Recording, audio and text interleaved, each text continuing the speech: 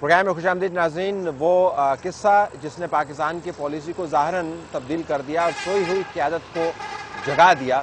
پاکستان کی border check post کے اوپر نیٹو کے طیاروں کا ہیلی کاپٹرز کا حملہ، 24 ہمارے جو فوجی ہیں افسران سمیت ان کی شہادتیں، 13 زخمی ہوئے. پاکستان کی طرف سے رد عمل بڑا شدید ہے اور دنیا پاکستان کو منانے کی کوشش کر رہی ہے. لیکن یہ حملے ہوئے کیوں؟ ہم نے حملوں کو برداشت کیا، ہم نے بے عزتی کو برداشت کیا، رد عمل ہمارا انتہائی کھوکھلا تھا، ہم نے اپنی پالیسی کے تضادات کو درست بروقت طور پر نہیں کیا. اور 3 اہم معاملات ہیں ناظرین جس کے اوپر ہم نے وضاحت نہیں کی ڈرون حملوں کے علاوہ. ایک تو شمسی بیس کا قصہ ہے. شمسی بیس اب ہم ویکیٹ کروانا چاہتے ہیں، بڑی اچھی بات ہے، لیکن یہ تو کوئی بتائے خدا رہا کہ شمسی بیس کس کھاتے میں امریکیوں کے حوالے کی گئی. شمسی بیس کو استعمال کرنے کی اجازت کس عمل کے ذریعے دی گئی تھی، کون سی ڈاکومنٹیشن تھی. یہ کوئی پرچون کی دکان تو ہے نہیں، بلکہ پرچون کی دکان میں بڑا نظام ہوتا ہے. یہ کوئی ریڑا یا ٹھیلا تو ہے نہیں.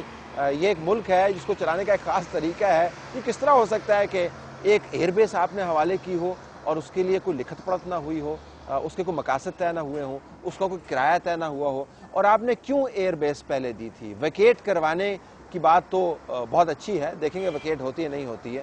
یہ تو بہت پہلے ویکیٹ ہو جانی چاہیے تھی اور ہونی چاہیے تھی، یہ مینڈیٹ تھا. ویکیٹ کیوں نہیں ہوئی؟ اس کے پیچھے کیا محرکات ہیں؟ دوسرا معاملہ ناظرین کہ پاکستان کے اندر سی آئی اے اتنا ڈیپلی انگریس کس طریقے سے کر رہی ہے. پاکستان کی جو کاؤنٹر اسپیوناج ہے، پاکستان کی وہ ایجنسیاں جنہوں نے ان تمام معاملات کو دیکھنا ہے، پاکستان کی اندرونی سیکیورٹی کو انہوں نے انشور کرنا ہے، کس طریقے سے امریکہ کی انگریس بڑھ گئی ہے پاکستان کے اندر. وہ کیا محرکات ہیں جس کی بنیاد پر ہم امریکہ کی انگریس کو روک نہیں پا رہے. اور پھر ناظرین میمو گیٹ کے قصے کو بھی آپ کو اس تناظر میں دیکھنا ہوگا. اب آپ کو پتہ چلے گا کہ میمو گیٹ کے جو کانٹینٹس ہیں وہ اتنے اہم کیوں ہیں. جب مبینہ طور پر پاکستان کی قیادت کی طرف سے یہ عندیہ دیا جائے کہ آپ پاکستان کے اندر آ کے آپریٹ کریں تو مومند ایجنسی اور چیک پوسٹوں جیسے حملے ہی ہوں گے. پاکستان کے اندر جب امریکی فوجی آ کے آپریٹ کریں گے، جب لڑائی ہوگی، جب ریزسٹنس ہوگی تو اس کے اندر پاکستان کے فوجی اور پاکستان کے سویلینز ہی مارے جائیں گے. میمو گیٹ کا قصہ عام قصہ نہیں ہے، اس کو دبانے کی کوشش کی جا رہی ہے. میں ہنا ربانی خان صاحبہ جو پاکستان کے فارن منسٹر ہیں، ان کا انٹرویو BBC کے ساتھ سن رہا تھا. حیران کن انہوں نے 2 بیانات دیے. انہوں نے کہا کہ مذاق خیز ہے میمو، اور یہ بھی کہا کہ کوئی تصور بھی نہیں کر سکتا کہ پاکستان کے صدر کی اس سے کسی قسم کی کوئی ایسوسیشن ہو سکتی ہے. حیران کن یہ نہیں ہے کہ ان کے بیانات غلط ہیں، حیران کن اس طرح ہے کہ خود ہی آپ کی حکومت نے انویسٹیگیشن کا آرڈر کیا ہے.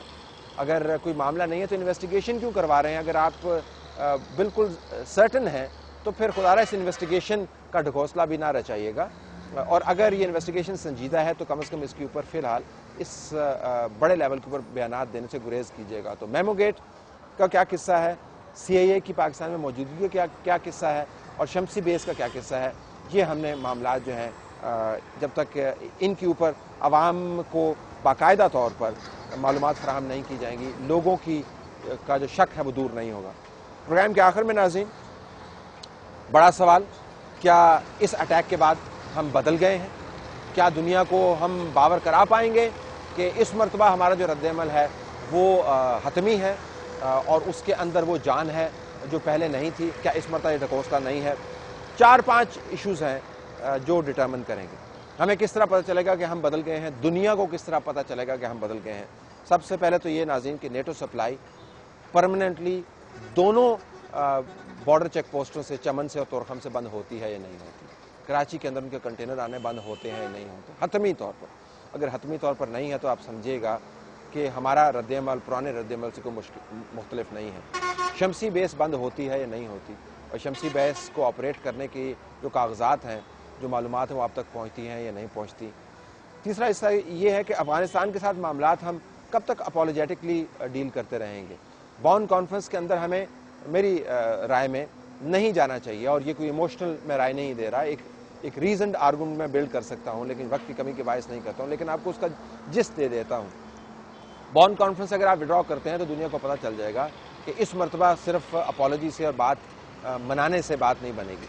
आप हमारे पास आकर हमारे सिविलियंस को और फौजियों को मार कर उसके बाद गुलदस्ते भेजने से बात जो है वो नहीं बनेगी। इस पर तो हम वाक़ई संजीदा है, सिंबलिज्म भी है, सब्सटेंटिव इशू भी है। क्या हम बॉन कॉन्फ्रेंस जाएंगे? अफगानिस्तान की तरफ से जो बयानात आते हैं उसके ऊपर क्या हम सिर्फ खफगी का इजहार करेंगे या अफगानिस्तान को भी थोड़ा सा सबक सिखाएंगे कि लैंड लॉक मुल्क जो है उसको अपनी ऑब्लिगेशंस का ख्याल होना चाहिए, अगर उसकी सरजमीन हमारे खिलाफ इस्तेमाल हो रही है तो हम उसके ऊपर रद्द-ए-अमल का इजहार करेंगे। एक और मयार जिसके ऊपर हम परखे जाएंगे नाज़रीन वो ये है कि अमेरिका की सरगर्मियाँ जो हैं वो पाकिस्तान की सरजमीन पर ख़त्म होंगी या नहीं होंगी। मुझे नहीं पता CIA वाले कितने ऑपरेट करते हैं, किस तरीके से रोकेंगे या नहीं रोकेंगे। मीडिया के अंदर उनके जो एजेंट्स बैठे हुए हैं वो तो रोज़ कहते हैं कि अमेरिका की तरफ से कोई ऐसी इंक्रेस नहीं है। वो हम जैसे लोगों को कहते हैं कि ये पैरानॉइड है। मुझे नहीं पता कि इनकी सरगर्मियाँ बंद होंगी नहीं होंगी, लेकिन मुझे ये पता है कि जो अमेरिकी एम्बेसडर हैं मिस्टर मंटर, जिनका जब दिल चाहता है वो TV पर आकर इंटरव्यू देते हैं, जब दिल चाहता है पाकिस्तान के अंदरूनी मामलात के ऊपर वो भाषण देते हैं, लेक्चर देते हैं, जब दिल चाहता है वो जिस पॉलिटिशियन से चाहता है वो मिलते हैं। क्या इनको कोई रोकने का एहतमाम है या नहीं है? पाकिस्तान की सियासी और अस्करी क़यादत अगर अमेरिकी एम्बेसडर को उनकी बुनियादी जिम्मेदारी का एहसास नहीं दिला सकती और उसकी मुसलसल वायलेशन के ऊपर अगर वो एक्शन नहीं ले सकती तो फिर पाकिस्तान के बॉर्डर का तहफ़्फ़ुज़ क्या होगा?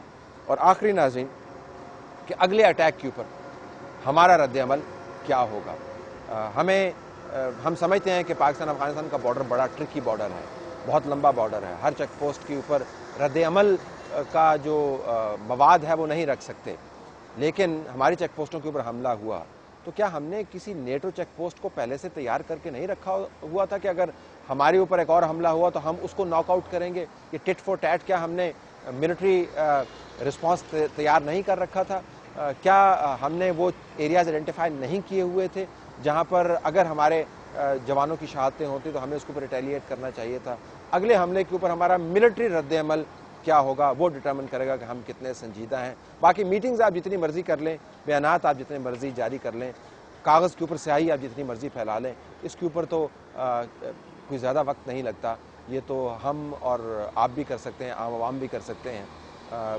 पॉलिसी लेवल के ऊपर हमें मौसर रद्द-ए-अमल चाहिए। ये वो 5-6 मयार हैं जिसके ऊपर परखे जाएंगे हमारे कायदीन और पता चलेगा दुनिया को भी और हमें भी कि इस मरतबा क्या वाक़तन हमने इस बेइज्जती को बर्दाश्त किया है या इसके ऊपर हमने एक हकीकी रेड लाइन बना दी है।